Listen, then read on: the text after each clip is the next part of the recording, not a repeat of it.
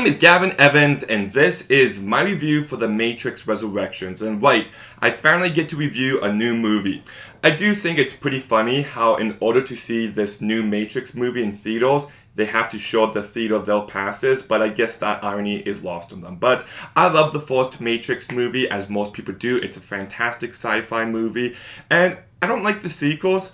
I know over the past few years, people have started to praise them and they're getting re-evaluated, and people are just like, you know what, they're actually good. And I haven't seen them in quite some time, but I've never liked them, and I don't think my opinion would change on them. But I'm still looking forward to see what this new one would be like. The Wachowskis are interesting filmmakers, to say the least, and I was hoping we'd get something different. And even though we got something kind of different, this movie is abysmal. I hated this movie. It's a giant piece of shit. There's no way to go about it than that. Where to even begin? Well, let's begin with the cast. The cast does a really bad job. No one brings any energy or weight to this movie. I like Keanu Reeves as an actor, and I think John Wick allows him to play to his strengths, but his performance here just fell flat. It felt like he was sleepwalking throughout the entire movie. He just brought nothing new to this character or this world. I didn't find him to be an interesting lead here. And I know this is a bit nitpicky, but I didn't like the fact that in the Matrix world, he had the long hair and the beard. Like, no, that's not Neo. That's John Wick. And every time I saw him, I didn't see Neo, I didn't see Keanu Reeves, I saw John Wick. That's just become a signature look for him in that one specific character, and it just distracted me in moments. The rest of the cast wasn't good either. You got Carrie-Anne, who I thought was really bad in this movie. And then you got Jonathan Groff playing the new Agent Smith, and he's no Hugo Weaving. I think he's a good actor. He was great in Hamilton. Oceans rise, empires fall. I just love his songs. But he's bad in this movie. He doesn't have any amount of gravitas to him. He doesn't have that menacing appearance to him. And just every time he was on screen, I'm just like, yeah, they should have gotten Hugo Weaving back. Then we also got Abdul-Mateen, who's becoming a big name actor, and I don't get it. I think he was decent in Trial of the Chicago 7, but he was flat in Candyman, he was bad in Aquaman, and he's bad in this movie. He does nothing with the character of Morpheus. Every time he was on screen, I'm just like, yeah, I miss Lawrence Fishburne. I don't think he was good in this movie. The only actor who I thought gave a decent performance was Neil Patrick Harris. Like, it's not a great performance, but there was a unique quality to that actor, and I think it really comes through well here. I did like it when he was on screen. And I found the directing to be really bad. I know over time, the first movie has been re-evaluated as a trans allegory because the directors of that movie are now trans, and I've never gotten that from the original Matrix.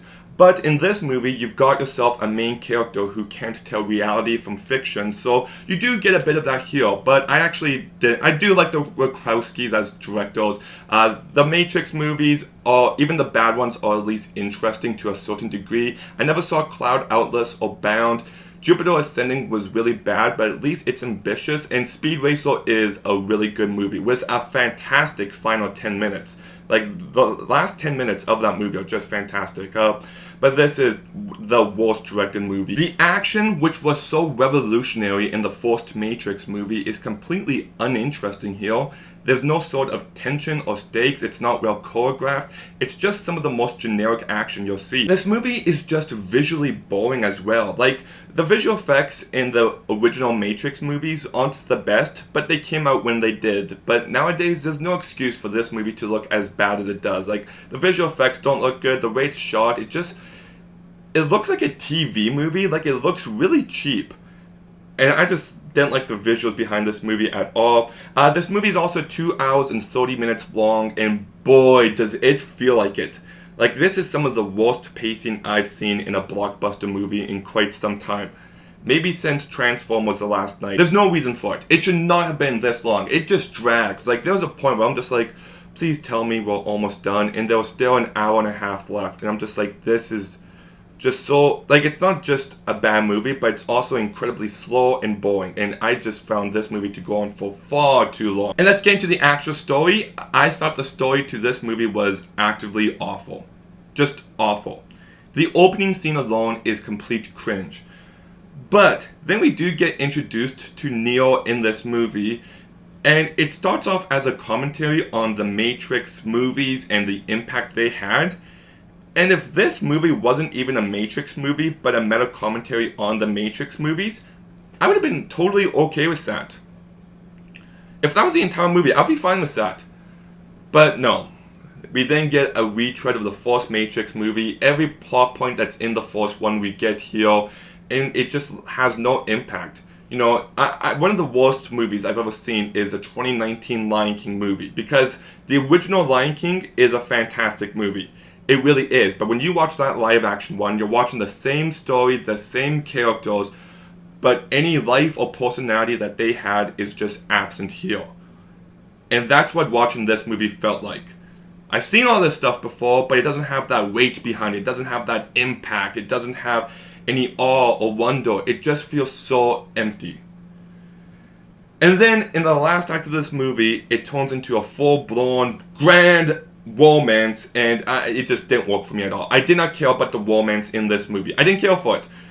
The two characters shared one or two scenes earlier, and those scenes didn't have that much of an impact, so I was never emotionally invested in these two. It's completely reliant on you knowing these actors and these characters from the other movies, but it just didn't work for me in any sort of way. And just everything in the last act is just embarrassing. Like, it is awful stuff. Like, this movie is just very cringy and embarrassing, and it relies on the first movie and the other sequels so much. Like, it constantly has flashbacks to those movies. And whenever there's a flashback to those movies, I'm just like, oh, okay, well, I'd rather be watching those ones over this one. Like, when he meets this movie's Morpheus, they've got the same scene from the first Matrix movie playing in the background, and all I could be thinking was, down in front, I'd rather watch that. And just the way they go about it, I get what they're trying to do and how studios pump up these reboots and these nostalgia-bait movies. And this movie thinks that if it's self-aware about it, if it points it out to the audience, that it's a valid excuse, that this movie can still exist. But it doesn't have anything insightful to say about it. It just uses it as a defense mechanism. Like, oh, you can't criticize our movie because we know that it's nostalgia bait. And if we tell you enough times, you can't criticize us. It's just very lazy, and it doesn't work that way. This movie has nothing to say. It's not as smart or as thoughtful as it thinks it is. The action is bad and generic. The characters are just handled in the worst possible way here. The performances all fall completely flat.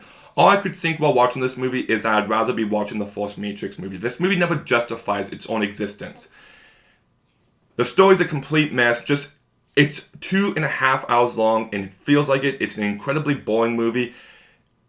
Like, I can appreciate when movies take big swings and when they take risks and do something different.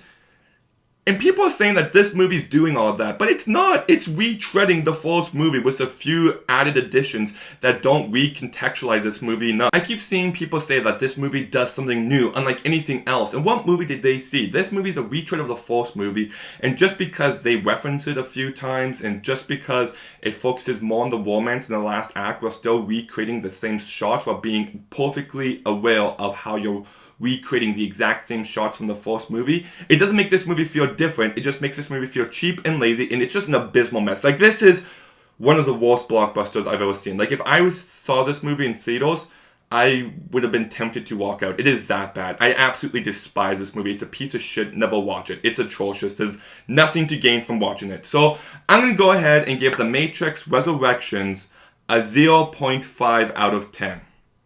Okay, did you watch The Matrix Resurrections? I'm so sorry to hear that. Please don't do that to yourself again. If you haven't, don't. But if you have, let me know what you thought about it in the comments down below. Make sure you like, make sure you comment, make sure you subscribe. Stay tuned for some more videos soon. And Gavin